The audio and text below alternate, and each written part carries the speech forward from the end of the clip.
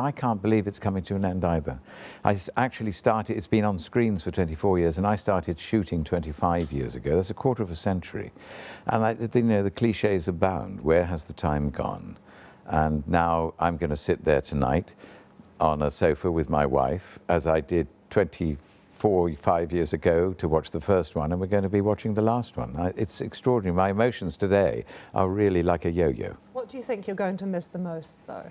I'm going to miss his companionship, because when, rather like authors who develop a relationship with the character about which they're writing, so I've developed a relationship with the person I've been playing for a quarter of a century, and I've got to know him very, very well, and I've got to say goodbye. Yeah, well, I have to say that we asked people from around the world to send in their comments and questions for you. Oh, and that is something that really was difficult for us to kind of sort through, because people think that you are him. So yes. They were asking questions for Monsieur Poirot, not for you, the actor.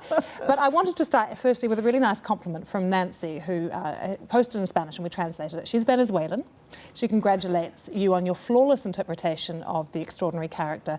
You have made us all, to the delight of lovers of the great writer Agatha Christie, and the general public can appreciate their excellent work. I want you to know how eternally grateful everyone in Venezuela is. Oh, thank you, Nancy. I mean, that is wonderful. It's amazing. But listen to this one from Slim Uchav.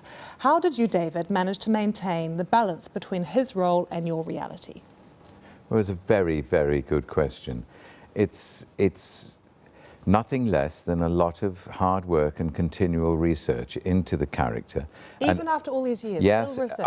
I would watch about 12 to 15 hours of previous performances before I would ever go on the set again in a new series, to make sure that it was perfect and still true to Agatha Christie, not developing it as David Suchet might want to develop it, but keeping him within those limits. It took discipline and a lot of hard work, but a great fun too. This question from Dana Tio Rias in Yucatan. Can I ask about your uncomfortable shoes? Why do you wear uncomfortable shoes? Are they so his little grey cells can work? Well, no, they're not because his little grey cells can work.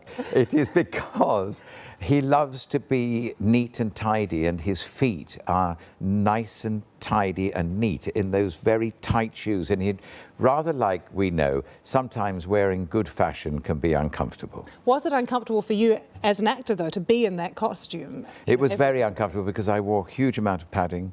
I wore a moustache for more than 12 hours a day, which was not my own. I mean, What's this moustache now? That's real. No, this is real. This is real. But this is, when I say it's my moustache, it's not really, well, it is my moustache, but it's for the charity Movember for men's health. What crime you, the actor, and also the character rated as the best crime of all? I really do believe that the most ingenious of her stories, the most extraordinary series of crimes that she allows her murderers to make, was in ABC Murders. I think it's an extraordinary story, and it has never had the publicity that Murder on the Orient Express has had, or Death on the Nile, because of the great movie, you know, the hype around those great movies. But ABC Murders, I would answer that. Okay. Just looking at the range of questions coming in from different places, I mean, I asked that earlier. What do you think links these countries where the character is so popular? The US, Brazil, Finland and Japan? It is extraordinary, and they will have all heard my character in their own language, because it's dubbed, and right. Very few countries will ever hear me actually speaking as me. The link is the character. The link is this extraordinary little man that Agatha Christie created and became world famous long before I was even born.